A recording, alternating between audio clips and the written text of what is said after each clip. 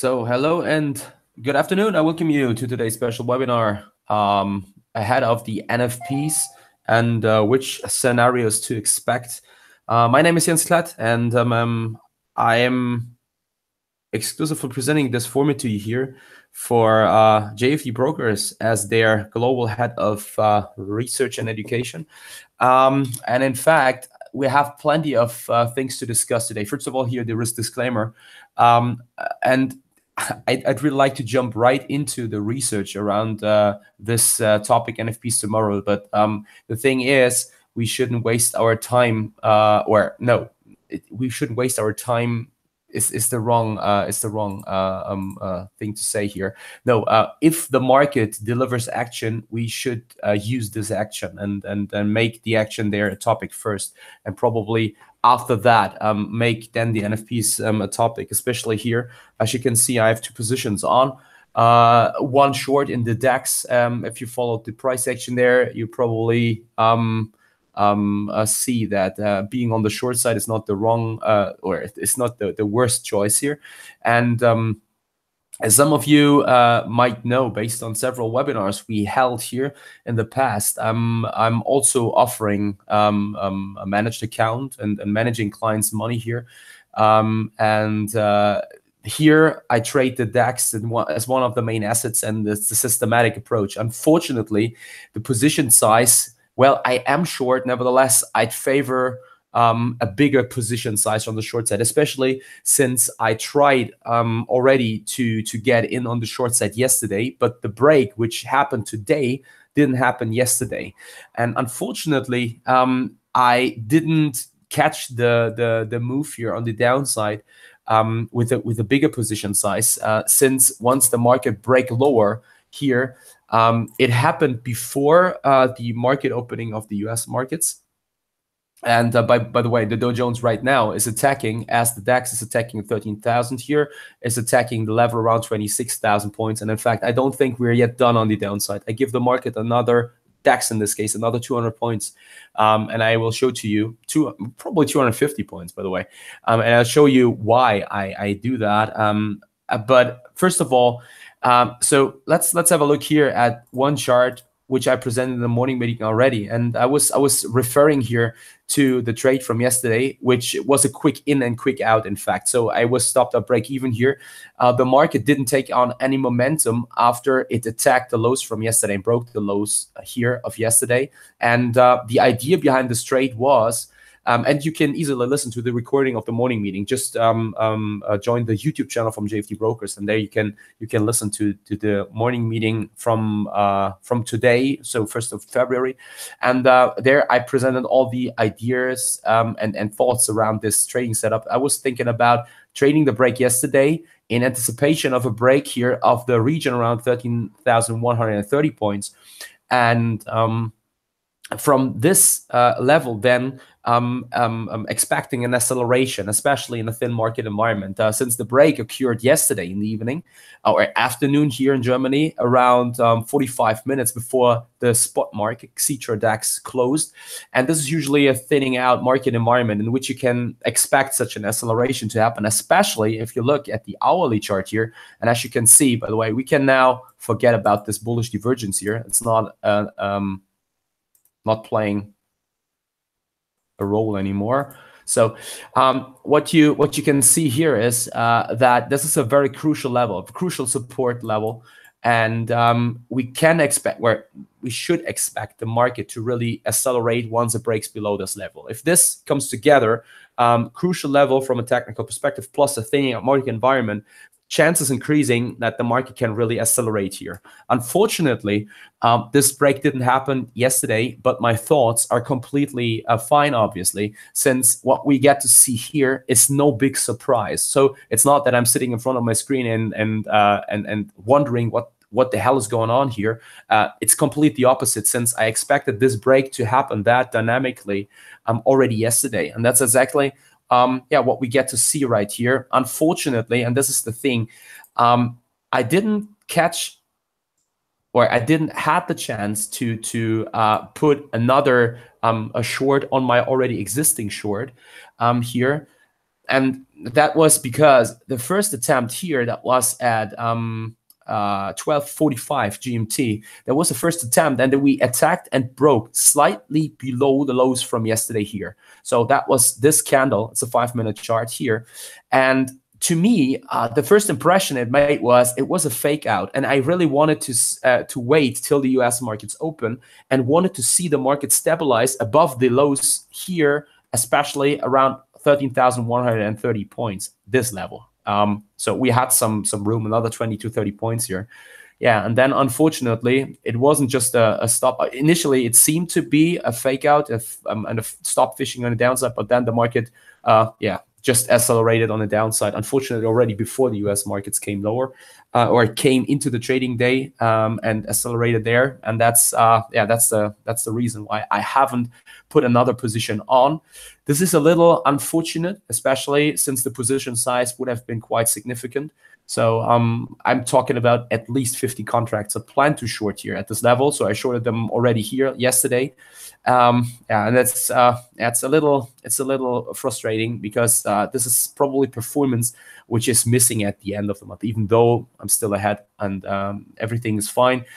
Nevertheless, I really would have appreciated a more aggressive trade here and a bigger position size. What is in fact also something which is catching my attention right now is another position. You can see I have two positions on. It's one on the DAX, is the short one here in blue, but above that there's also 2 lots long in Canadian dollar, Japanese yen.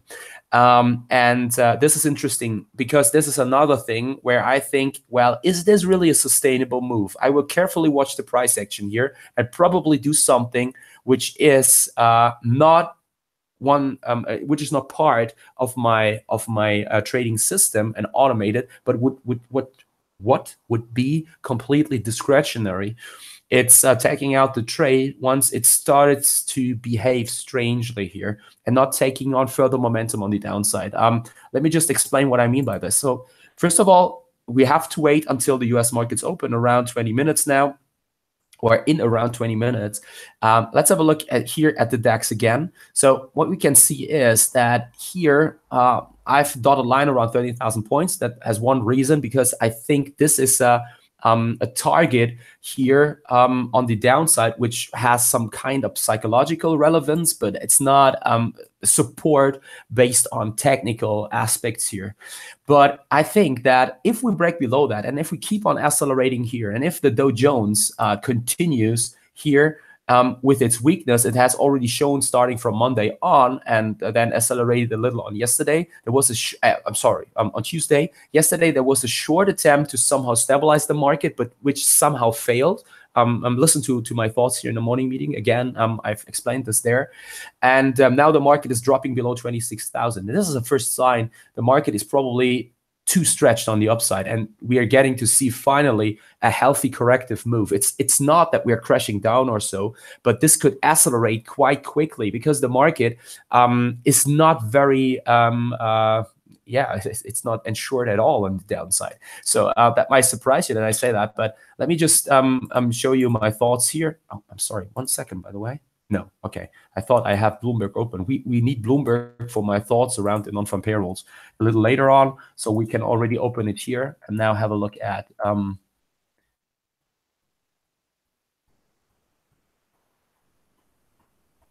the VIX in this case. So let's search the volatility index on the S&P here. By the way, I just have to look up the chat box. Okay, so in fact, in a few seconds probably, you will see a link here posted from FX Street in the chat box. By the way, I just let me show you this here on the right side. And there you can vote for the Forex Best Awards, FX Best Awards here, 2018. And I'm very proud to say that FX Street nominated me for one award, which is given away here. It's the Best Speaker Award, and I'd highly appreciate it if you could give me an award here. So I'm not sure whether I have such a huge chance to win this award here, but it would mean a lot to me. In fact, if you would give me your vote here on the best speaker part, would be much appreciated. Now let's come back to the VIX. We were talking about the price action. And here you can see that the VIX already picked up quite significantly, as you can see, right from the beginning of the year, if you want. And everyone was curious because the market is heading higher. The Dow Jones, as you can see here, pushing higher and making over 1,000 points within the first month of trading, making or giving us a gain of over 5%. And by the way, just to put this in perspective, even though we might start to talk about a big corrective move and probably some bearish sentiment building right now, bearish sentiment action, bearish intraday action. In case of such a strong start into the year of 5% or more, so in the first month of trading, this happened over the last 70 years, 12 times since 1950 around. And all those 12 times, the market closed higher on the year and averaged on or made on average something like 20-25% or so. So it's in fact a very, very strong start into the year. Nevertheless, and this is the thing which could now start to play a role, the market just can't rise like this forever, and there has to be finally a corrective move. And on average, the corrective move was around 11% for all those 12 occasions. The market right now is probably vulnerable to an even bigger drop here, which is one of the reasons, and I sometimes I made this a topic also during the live trading sessions we held several times here in the past. The thing is that the market seems to be insured against such a drop here, but it's not. In fact, one of the reasons why volatility picked up here, why it spiked higher from the beginning of the year, was because market participants started to buy call options. So they bought insurance against rising prices to somehow catch a move here on the upside.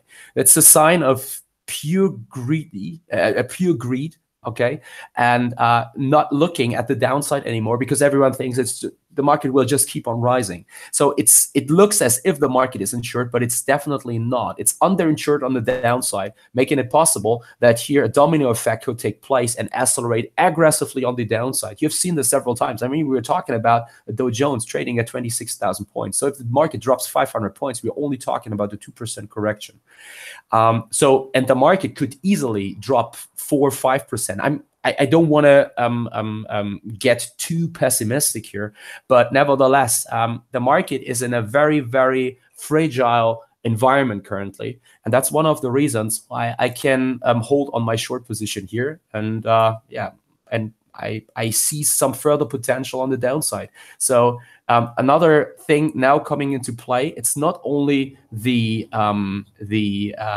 DAX dropping here aggressively on the downside, performing on the downside, but it's also a very strong euro. So far, especially the US equity markets were capable of holding high levels because the US dollar just weakened, thanks also to Steve Mnuchin last week. So he came out in Davos talking about a weak US dollar, which is fine for the US trade, US trading in general.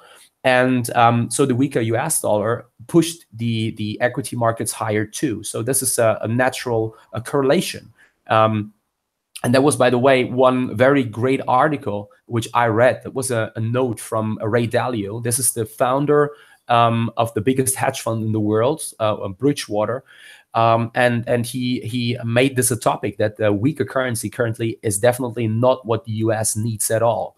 But this is the different topic. So the thing is that with the weaker US dollar, so far US equities were capable of pushing higher. Yes, great. But, and this is the problem, euro pushed higher here to the US dollar, which is somehow acting as kind of a rate hike from the ECB, and something which the ECB definitely wants to avoid here, too strong euro, since it hurts their inflation target. And it's also something weighing negatively here in this case on the DAX and the export here. So if you look at this, then you can see now that the US dollar weakness is something which starts to weigh here in this case on European indices. So it's not only the DAX being lower, but it's also the FTSE, for example. Look at the GBP and how pound sterling performed here, for example, against the US dollar, even stronger than the DAX. Have a look at this. I mean, that's a 4-hour chart. Nevertheless, we started out the year somewhere here in the range around 133, I think, 34 probably. Or 35, but nevertheless made it up to 144. So we're talking about a 10-cent move here, 1,000 pip move within a month, and which is huge, in fact. And all this is now coming back at the especially European equities, because now finally the Dow Jones seems to accelerate on the downside, weighing on equities in Europe, plus the strong currencies, euro, pound sterling, are weighing on the currencies, giving the market some further a potential then to perform well on the downside. One of the reasons why I stay in my short trade here, even though it's sure I have to think about how to trail my stop right here. So you can see already a technique. Right now I have my stop set to break even, which is currently at this level here. But I have to think about how to trail the stop effectively, probably trailing it down with the super trend here on a 5-minute time frame, for example. But definitely something I want to have or give the market some room to breathe right now. Wait for the market opening, the US markets. If the US market opens weaker, significantly weaker, and keep on pushing on the DAX, probably the market does not even need the room to breathe here, since there won't be any bigger retracement, but the market keeps on just pushing lower. Nevertheless, I still have some time. So I'm well ahead on the trade. It's a great start into the month. Last month was okay. I made 1.3% for my clients, which is fine. If today plays out as it currently looks, it will be a nice start into the month, and then let's see from there how things develop then in the upcoming days. First of all, let's bring home this trade. Respectively, also another thing which is probably interesting for you, it's the Canadian dollar Japanese yen trade. So that was something where I somehow interrupted here when we looked at the VIX. Just give you an idea here why I'm long Canadian dollar Japanese yen and why I am in fact a little skeptical. The Japanese yen is not strong enough for the current market environment. So what I mean is, it's something which I definitely like to see, because if you're short Japanese yen, you don't want to see the Japanese yen rising. But the thing is, the Japanese yen is not performing well at all. So currently, okay, making back some of the losses earlier today, where the Japanese yen lost some ground. And in fact, of the Canadian dollar Japanese yen, he pushed above the highs from yesterday. One driver, by the way, for this was the good data set here around the GDP, even though that wasn't the main reason I put on the trade. But the trade is based on a so-called seasonal pattern, which occurred over the last 23 years. And over the last 23 years, Canadian dollar Japanese yen performed within the time span from the 24th of January till the 13th of February. It performed in 20 years with a gain. So it gained on average 150 pips, while when it lost, in the 3 other cases, it only lost 50 pips. So these are tons of numbers. 1 second, please. Let me just write this down. Makes more sense.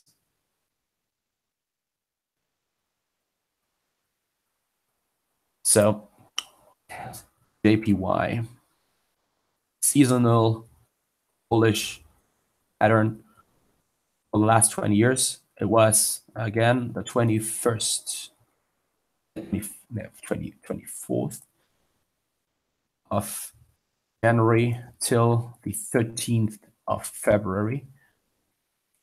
And 23 years, 20 years higher, so performed better, Canadian dollar against the Japanese yen. Average gain 150 pips, average loss 50 pips, in fact. And the biggest drawdown, I have all these numbers in my mind because I studied this pattern for quite a while. Biggest drawdown, let's call this, so the biggest drop or the biggest loss which occurred was something like 90 pips. And so for whatever reason it was higher, and that's only thing which counts in my opinion here. And things starting to get really interesting because this is a seasonal pattern. I then see the fact that the market participants are probably seeing a more restrictive Bank of Canada here, and seeing the market here somehow losing some momentum after the market started quite strong into the year. We saw a quite aggressive drop. That was also mainly due to the Bank of Japan stepping a little back from the accelerator here in terms of their asset purchases. And there, they just said, well, you know what, let's give it a try by only 190, I think, or 90 billion worth assets worth of Japanese. I don't know. It was just they bought less 10 billion less. I think 10 billion, 10 trillion. I just get confused with all these zeros here, to be honest. Whatever. So in fact, it was a restrictive tendency which caught the attention of the market participants, and that resulted in the Japanese yen performing quite well over a broad scale here, not just against the Canadian dollar, but also and especially against the US dollar, which was weak right from the beginning of the year. But nevertheless, the market did not really accelerate here on the downside anymore.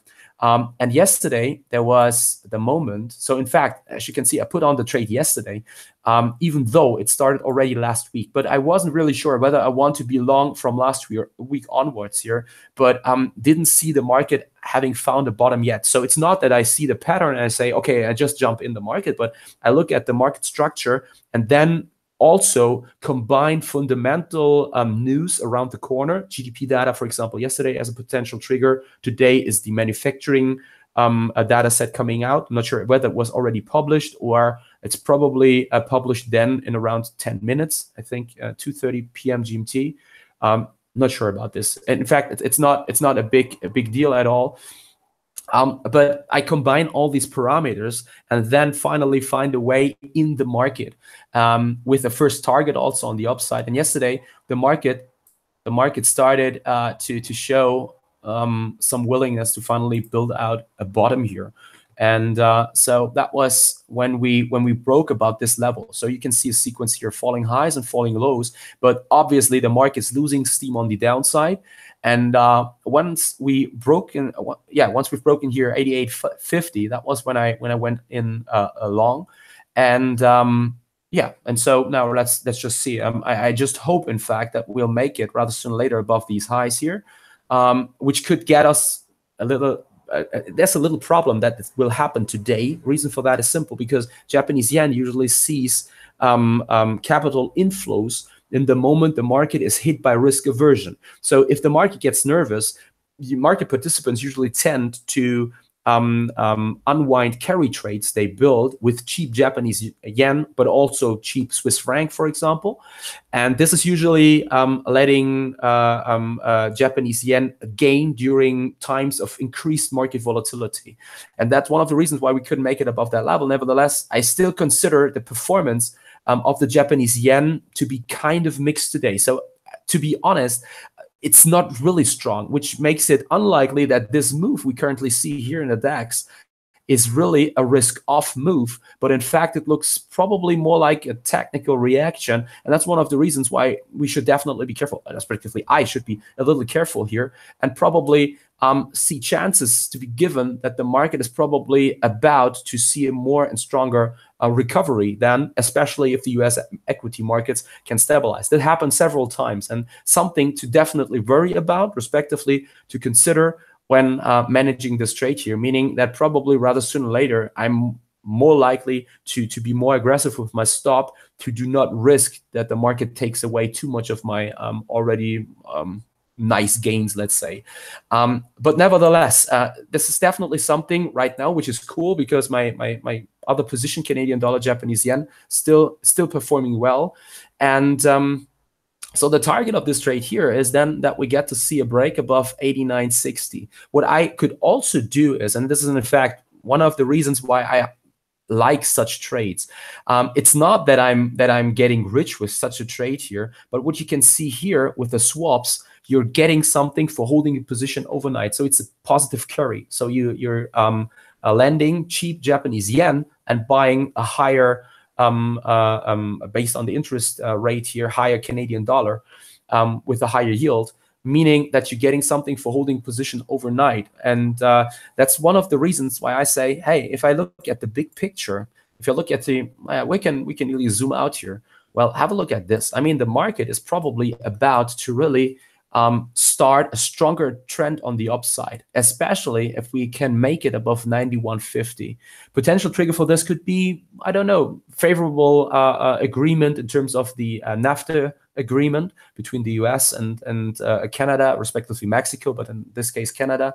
And if we can make it above 91.60 here, it's still a long way to go, but if we can make it above that level, if we can make it above 93, there's some further room on the upside. And that's one of the reasons why I could imagine to hold this trade for quite a while and just migrate this trade, even though I probably should look for taking profits around the 13th of February, since then the seasonality, the seasonal bullish pattern ends.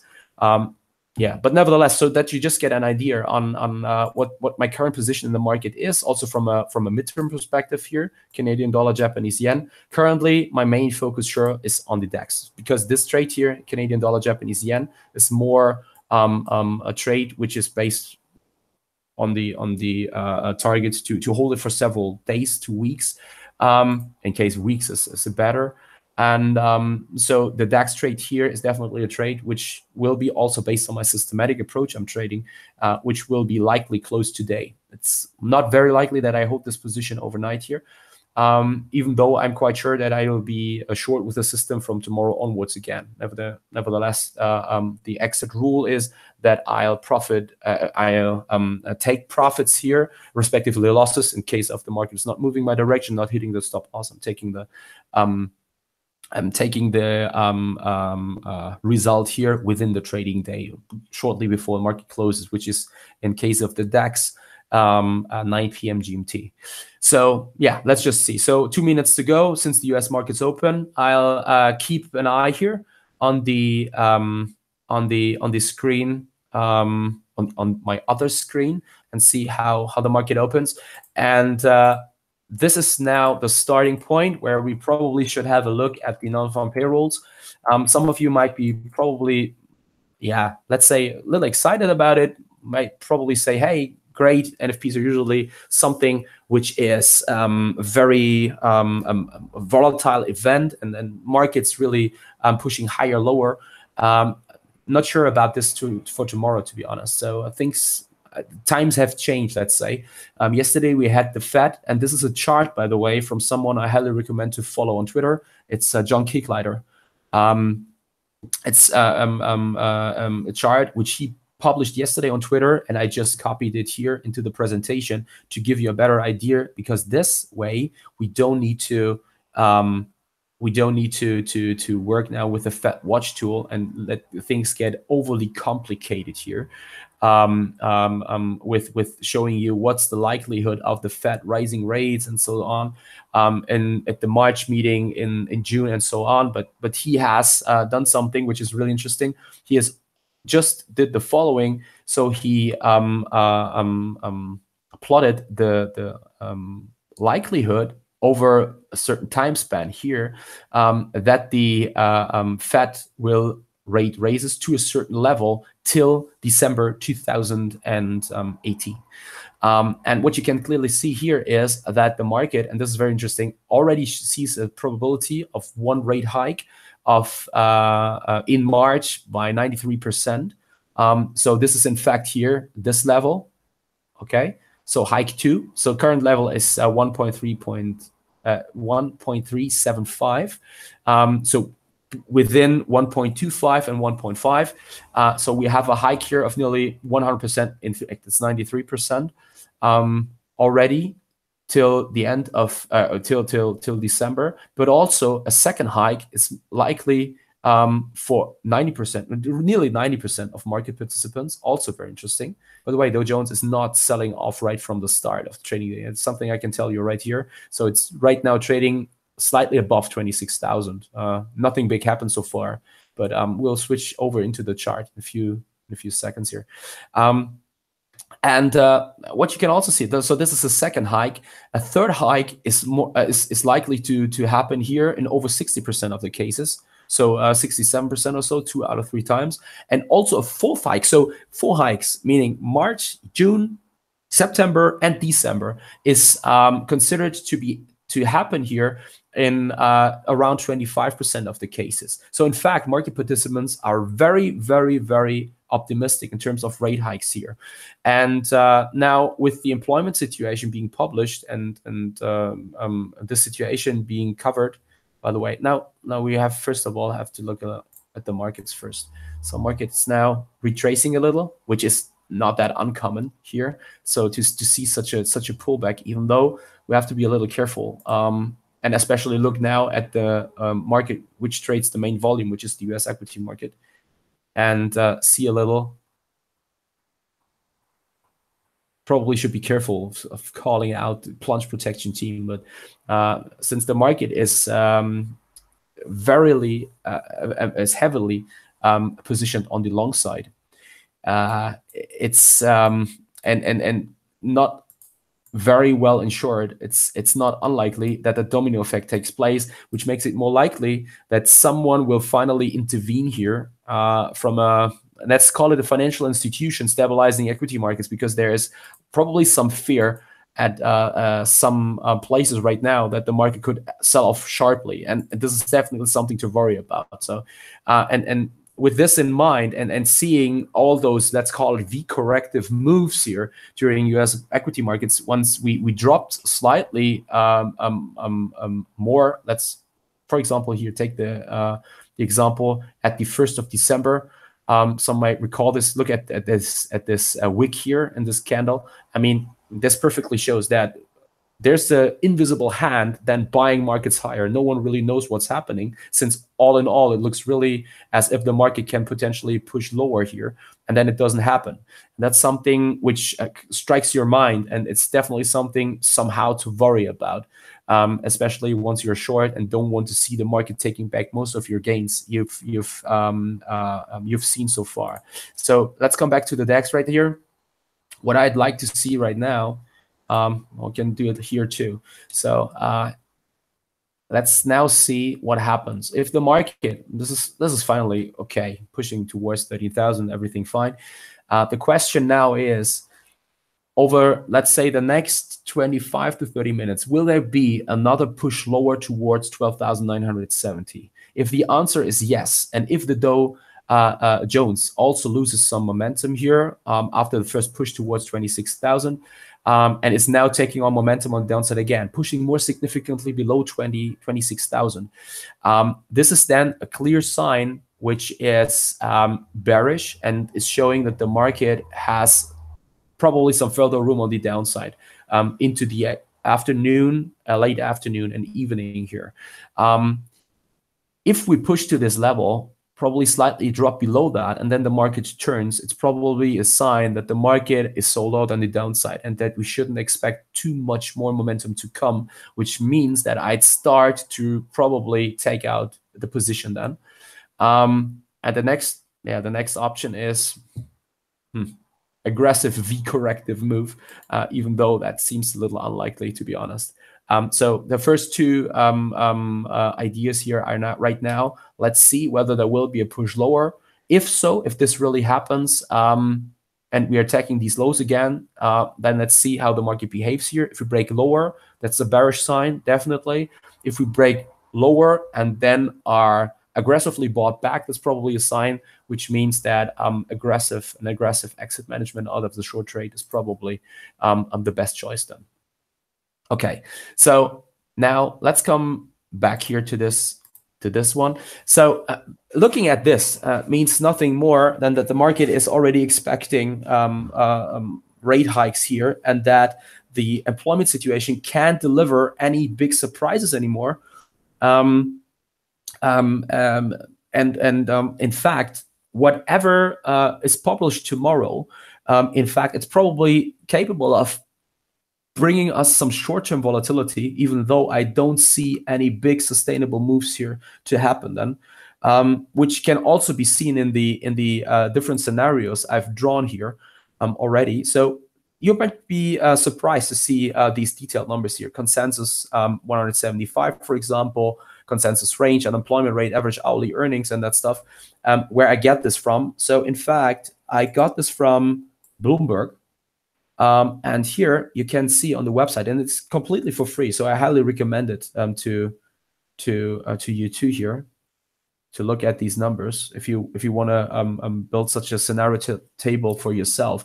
In fact, this is in fact very, very important to have it, because you can now clearly see what the market already expects, and when is the market surprised by which number, and this is then perfectly explaining why is, for example, a so-called buying the rumor, selling the facts, and the other way around. Why is this happening here? 1 second, by the way. So you can see that I've clicked here on economic calendar and then on employment situation, and this is what you get then. So employment situation tomorrow, Friday, 8:30 a.m. Eastern time. So it's 2:30 German, PM German, and 1:30 p.m. GMT. And you can see here prior reading, and you can see the consensus. You can see the consensus range. And in fact, the most important number probably tomorrow will be here, the average hourly earnings. Since if they surprise in whatever direction, doesn't matter what the non-farm payrolls will bring us. It only counts what the average hourly earnings show us. That has been the case several times in the past. Great readings here. You have seen numbers bigger than 200,000 or below 100,000 at the end. The market didn't react aggressively on the upside, respectively downside, but was trading stable or traded in the complete different direction, because the average hourly earnings came in above expectation, outweighing the number of whatever 250,000 or so, or outweighing it if it were weighing it on the upside. If the numbers come in way better than expected, average hourly earnings come below in expectation, it should outweigh this and stabilize the market, probably also push it lower, and the other way around if you want. And so I've drawn the following scenarios. I'm coming here to scenario 1. This is numbers coming in below expectation. So NFPs around 120 were expected to come in at 175,000, while I say they come in somewhere between 120 to 170. So within the reading of last month, the unemployment rate comes in at 4.1 or slightly above that, and average hourly earnings come in below expectation here. So to be expected at 0.3 and come in at 0.2, let's say. That should usually be neutral to bullish for the Euro USD.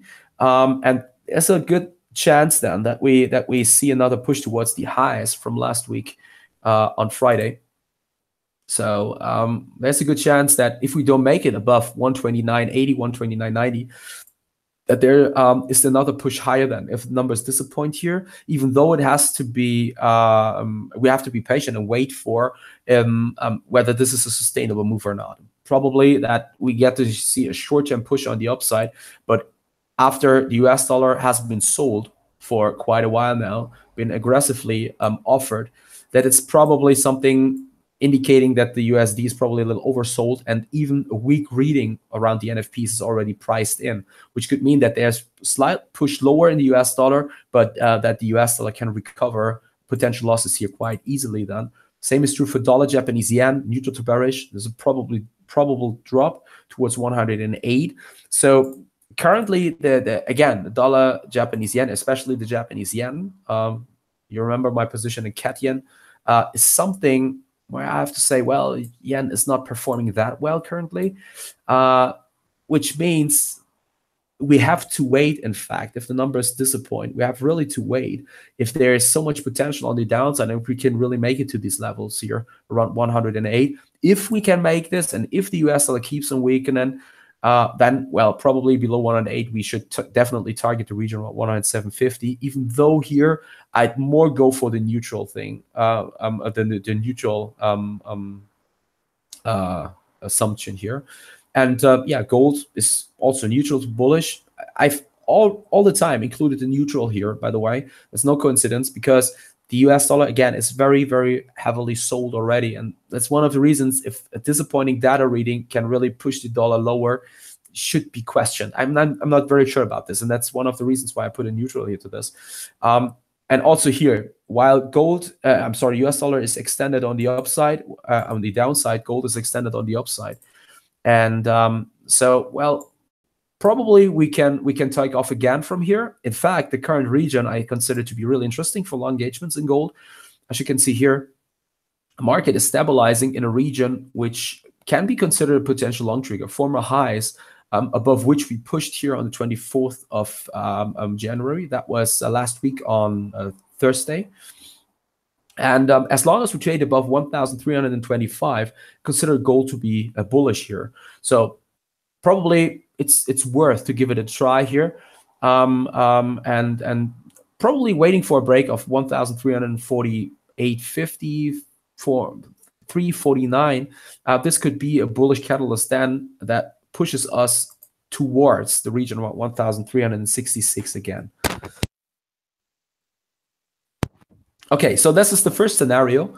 Let's have a look at the second scenario. In fact, these numbers here at the top didn't change. Second scenario is changed to 170 to 200,000, which come out here. Unemployment rate as expected, average hourly earnings as expected. Also neutral, neutral, neutral to bearish, respectively bullish. So probably the US dollar can gain some momentum and recover some of the losses here of the last weeks, even though I'm not really confident that this will really happen. In the Euro USD, nevertheless, you probably like to get to see such a reading because here there's a increased likelihood then that we are pushing towards a potential long trigger. Hello. Yeah, so that we are pushing here slightly below these lows from this week, in fact. So the lows here around 123.40, that we're probably testing these highs again and then triggering long against this level. So some who want to position themselves long in this breakout here, aiming for higher prices in Euro USD, probably aiming for something like, I don't know, 128, probably 130, would really like to see such a push lower. And that's one good reason, or you could expect probably such a move to happen if the data comes out here as expected or slightly above expectation. Again, especially look at the average hourly earnings. That could be, even if these numbers come in, let's say at 170,000, but the average hourly earnings came at 0.5%. That could be a good reason here to finally see such a corrective move here to this region. Dollar yen probably was more likely to push or continue its corrective move here towards 110, while gold is probably most likely seeing a retest of the region here around 1,330 USD. So this region here, probably. This is very interesting to see whether we can hold the current weekly lows. Then, if we push below that, it's more likely that we get to see a test of this crucial level around 1,325. And if gold, so if we break the weekly lows, the current weekly lows, this is likely to happen here. Even though for such a move here, I'd prefer to see a reading which is better than expected. That's the scenario 3 here. So with the reading 210,000 and higher than that, and above the consensus range, by the way, consensus range here, you can see 150 to 205. So if we come in at 210, there's a good likelihood or a good chance that probably here the gold price then can finally see such a move lower. By the way, I'm just looking here over to the DAX, so it's not coming lower. And also US equities are definitely very, very stable. Just let us stop here, the scenario 3 for a second, and then have a look at the US equity markets. To be honest, that's you can see, by the way, here with this green line on the downside. What is this? This is the low from yesterday, and we've started the day slightly above that high, and we are not even seeing a push lower here. And that's definitely something I wouldn't say it's something to worry about, since I'm well ahead in the trade. But nevertheless, I'd really appreciate to see at least one stint on the downside, with now the main volume coming into the market. And that this does not happen at all is not a real weak sign. You can see this already here, by the way. So look at the Dow Jones. So he's making back easily 100 points from the lows, as if nothing happened here. That was all the price action before the market opened. So this is the candle here at 2 p.m. GMT, and this is what happened afterwards. And there's only buying right now. And this is something you can see, that can spot here, thanks to these green candles. It's something they indicate. And that's something which is leaving some doubts here, whether there's so much more potential on the downside, especially also, and that's something true for the DAX, the euro can stabilize without any big problem currently. You can see this here. So euro is even stronger. Takes a little too long, to be honest. So euro currently trading at 124.50. So this is the daily candle, meaning we are about to take the daily highs here. And so with this in mind, I have to say, well, not sure whether there's so much more potential on the downside. So probably it's time to at least trail the stop a little. I'd probably go here for the super trend on a 5-minute time frame. Is this possible? Oh, that's very difficult, because okay, now I have, usually you can easily use here the mini terminal and then trail the stop lower, but the problem is that it's break even. And now, and that's why I get this sign here. It seems as if I want to manipulate my entry price, but it's obviously not possible. So let me do it that way then.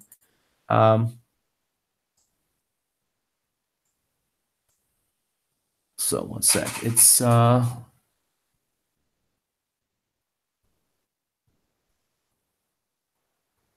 66. Okay, so I'm getting more aggressive with the stop right now. Again, that's also something which is very interesting from a trading perspective. So let's combine a little the fundamental outlook for NFPs tomorrow with a live trading here, and some thoughts also from an educational perspective.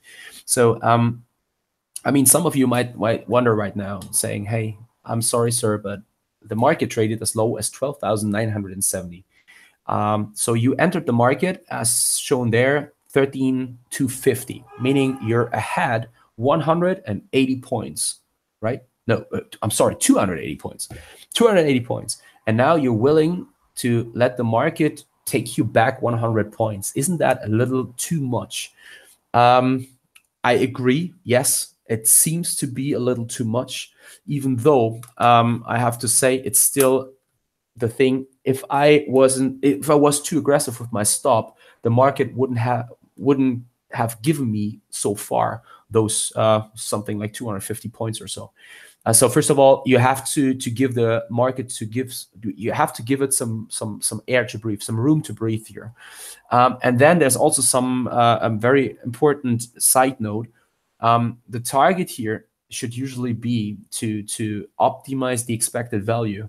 And based on my trading journal, for example, I know that even if I let the market take away 100 points from me, which is not cool at all. I don't get me wrong. I'd really hate it to see the market now moving here to my stop, taking me out, and probably dropping again from there or so. So really, I want to be honest. I'd really like to see the market dropping another 200 points here towards 12,800 points. But from a expected value perspective, even such a trading result here, if I'm getting stopped out at this level with a profit of something like, in this case, it's 184 points or so, I still see a profit on my trade, which is around twice as high as the average profit I usually have in my trading, which makes this trade, based on the parameters I have in my trading, highly profitable for me.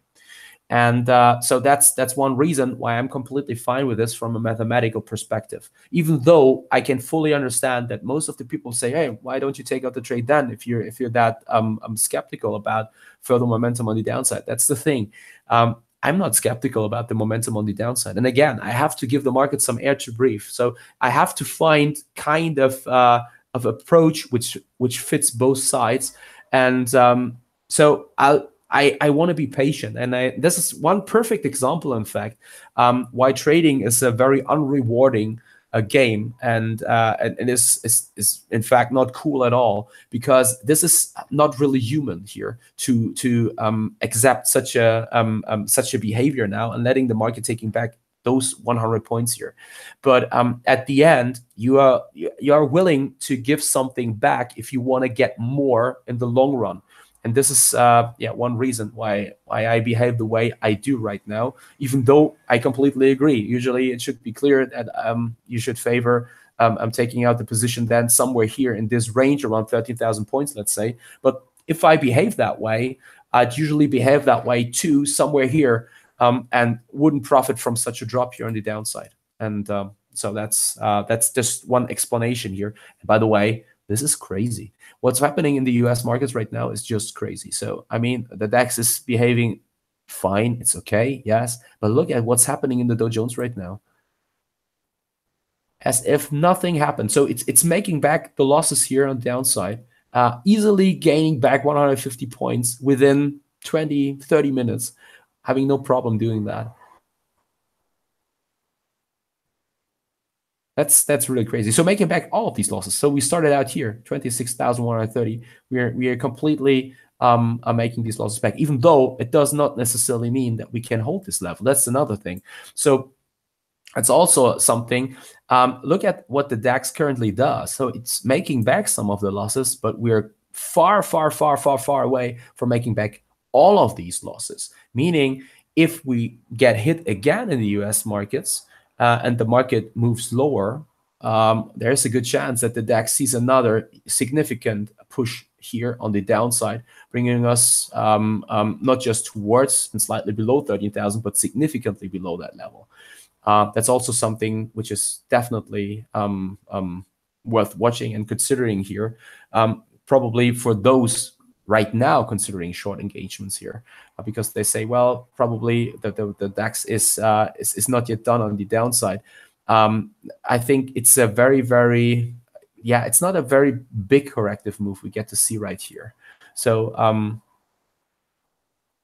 let's see. So it's the first 25 to 30 minutes of trading. Let's just see how things develop here. So probably that's really a sign of weakness, and one good sign also for the price action to be expected tomorrow. Because if we don't make it towards 12,800, 12,730, probably the lows here from the 2nd of January, it doesn't necessarily mean that we're not making it at all.